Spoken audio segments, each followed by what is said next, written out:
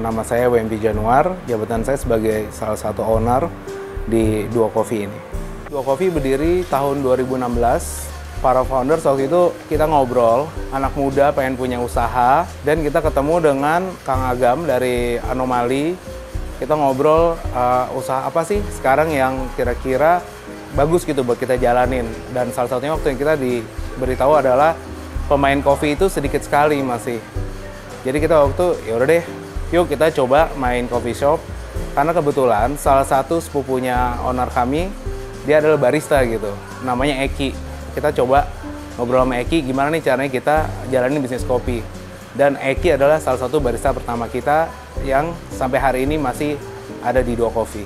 Produk yang ditawarkan dari awal sampai sekarang tentu adalah coffee base, black sama milk base.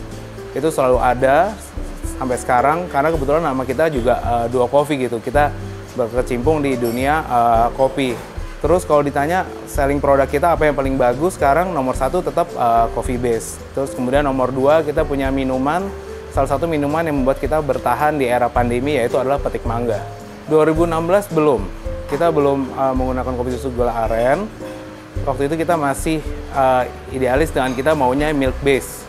Sampai kemudian kita melihat pasar bahwa kopi susu gula aren ini menjadi salah satu entry point orang untuk ingin ngopi gitu. Mungkin orang tidak terbiasa dengan ngopi, kemudian ketemu rasa yang pahit.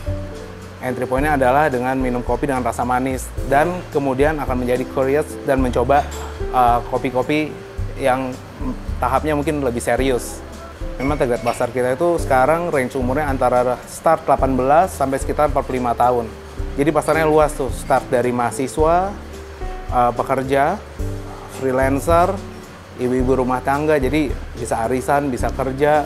Dan kita selalu punya tagline bahwa Duo Coffee ini adalah rumah kedua. Jadi pada saat kita keluar dari rumah, ingin beraktivitas, ingin meeting, ingin ngobrol, ingin mencari inspirasi maybe, nah akan datang ke Duo Coffee sebagai rumah kedua. Kalau ditanya bagaimana cara menjangkau target market, tentu kita mendefinisikan dulu brand kita ini akan masuk ke mana gitu. Terus kemudian kita akan melihat range umurnya tadi. Setelah kita lihat, ternyata kan sekarang ada sistem namanya POS. Kita bisa lihat dari transaksinya, gendernya, banyaklah software-software yang mendukung itu gitu. Dari login WiFi kita bisa lihat gender, usia, kemudian kita akan terjemahkan itu ke dalam suatu analisa data. Nah kemudian kita akan bikin produk-produk yang keluar dan besar turunannya menjadi relate gitu. Jadi sama tagline kita adalah rumah kedua. Jadi pada saat orang datang ke sini, orang tahu gitu. Oke, dua itu makanannya nggak akan lari jauh dari rumah gitu. Let's say kita ngobrolin nasi goreng. Let's say kita ngomongin mie goreng, pasta, nasi goreng buntut. Semuanya exactly kita bikin kayak seperti di rumah.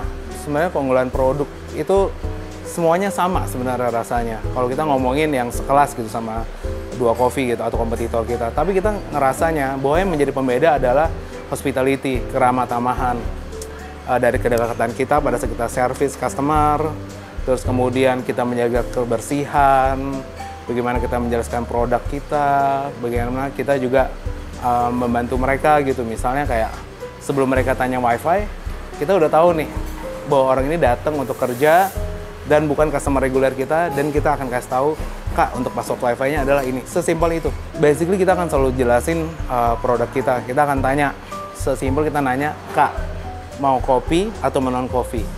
Mau cold atau mau hot? Gitu. Kita akan tanya itu. Sesimpel itu. Bahan baku susu adalah bahan baku kedua terbesar yang kita pakai untuk di beverage setelah biji kopi. Menggunakan susu, kita sudah melalui proses R&D. Susu-susu apa aja yang misalnya masuk di kita. Dan memang yang bertahan di kita adalah Greenfield gitu. Dengan kualitas produk dan rasanya yang buat kita adalah konsisten. Greenfield tuh punya rasa yang dikombin dengan biji kopi. Itu ada rasa yang tidak keluar di rasa susu lain gitu. Misalnya rasa manis, terus kemudian foamnya konsisten, terus juga kita ngerasa bahwa pada saat itu di blend dengan kopi, rasanya jauh lebih netral, jauh lebih bisa diterima di mulut gitu. Kalau kita ngomongin kopi, dan kita akan suggest ke customer kita adalah untuk kita ngopi tanpa gula. Untuk tahu karakternya dulu, untuk tahu apakah ini cenderung asam, apakah ini lebih cenderung fruity, terus apakah ini bisa diterima sama mereka atau tidak gitu.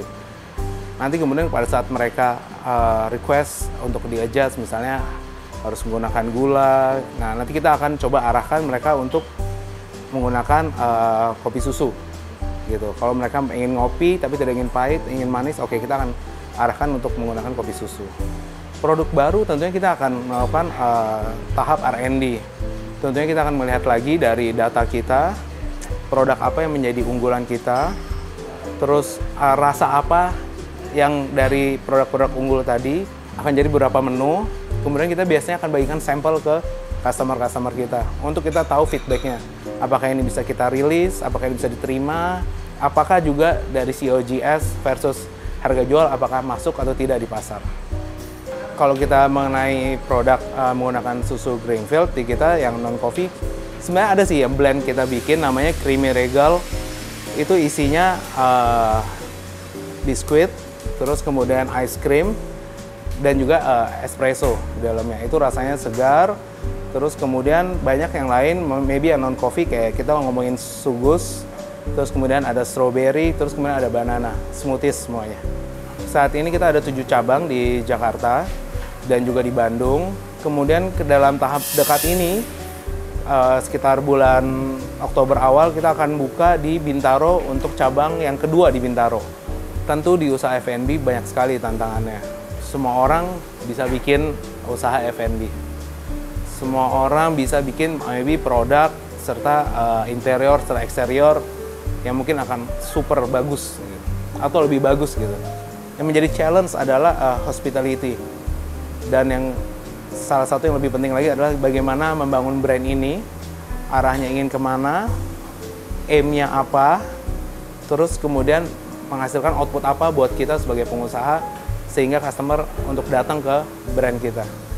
Kalau kita menanyakan komitmen, tentu kita punya dalam waktu 3 bulan adalah kita mereview produk top 5 kita, kemudian produk bottom 5 kita. Kalau ini bottom, kita akan lihat kenapa produk ini tidak keluar. Misalnya upselling-nya kurang, atau memang ternyata rasanya tidak bisa diterima. Kemudian kita akan adjust, kita akan ganti.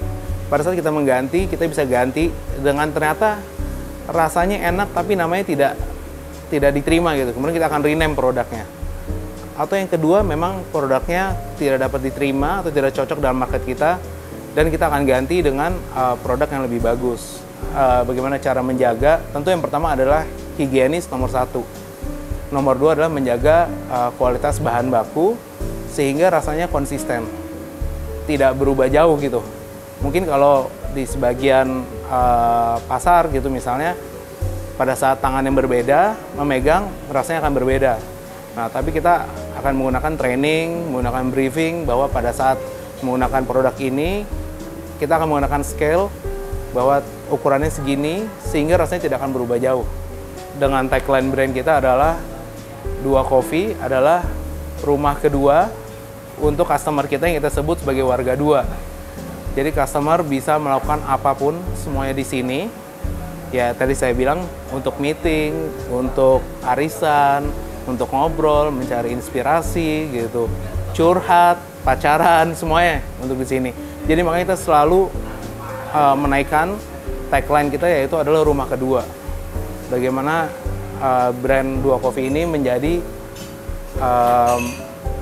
suasana yang hangat untuk menerima customer di sini. Kalau ditanya rencana ke depan buat Dua Coffee adalah tentu kita ingin melebarkan sayap kita dengan membuka banyak outlet di Indonesia khususnya. Dalam waktu dekat kita akan membuka salah satu outlet kita di Bintaro yang kedua, menjadi rumah yang ke-8 untuk di Indonesia. Tapi kalau ditanya other business kita mau ngelakuin apa, tentu kita ingin mengenalkan Indonesia, yaitu beans kopi yang akan kita supply dari roastery kita, yang dikerjakan oleh tangan-tangan yang ahli, kemudian menghasilkan rasa-rasa Nusantara untuk warga dua di Indonesia. Bagaimana cara bertumbuh? Pertama kita harus kreatif, kemudian kita harus adaptif dengan pasar gitu. Seperti Dua Coffee sendiri, orang-orang taunya Dua Coffee adalah coffee shop. Kalau mau bean specialty dan datang ke sini, kita akan terjemahin kopinya. Tapi ternyata waktu pandemi, Dua Coffee belajar bahwa ada salah satu produk kita non-coffee, yaitu petik mangga, yang membantu seluruh warga Dua yang bekerja di Dua Coffee itu bertahan di era pandemi. Jadi memang kita harus explore, kita harus kreatif, melakukan R&D pasar karena market akan berubah setiap hari. Dan kemudian kita harus branding bagus dan masuk di pasar.